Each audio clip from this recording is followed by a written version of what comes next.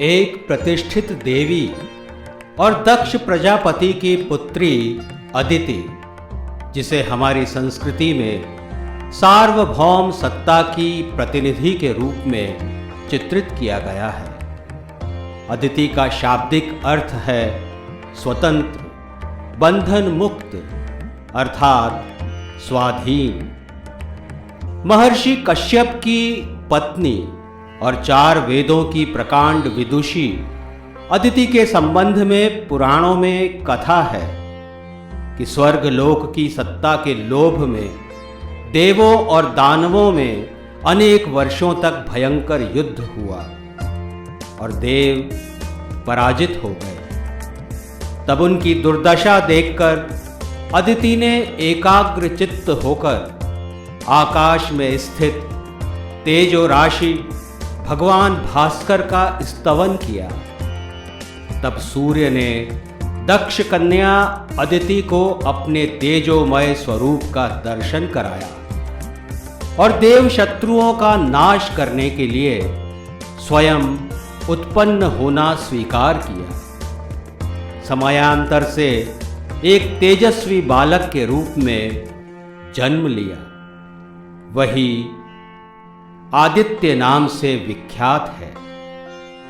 उसके असहनीय तेज से युद्धरत दैत्य पलायन कर पाताल लोक में चले गए और आदित्य सूर्य देव के स्वरूप में ब्रह्मांड के मध्य भाग में स्थित हो गए। आदित्यों की संख्या 12 है। इन्हें 12 महीनों के सूर्य का प्रतीक भी माना जाता है। अदितेः पुत्रासह 12 आदित्यों की माता अदिति को भूमाता और गोमाता का प्रतीक माना गया है।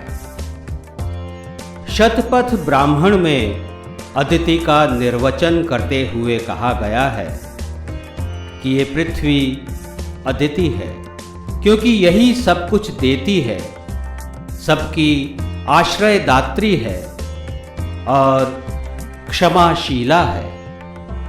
पृथ्वी में ही मातृत्व का पूर्ण वात्सल्य भाव है।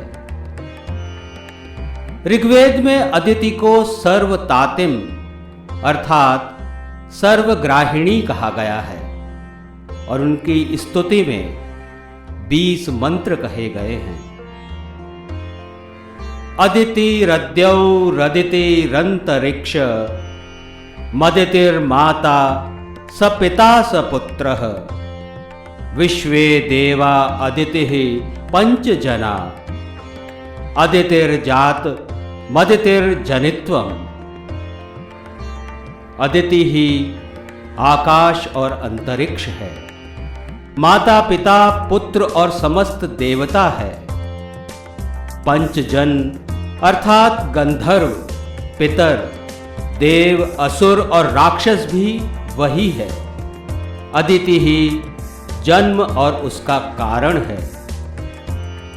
अदिति सर्वशक्तिमती, विश्वहितैषिणी और स्वाधीन मानी गई है।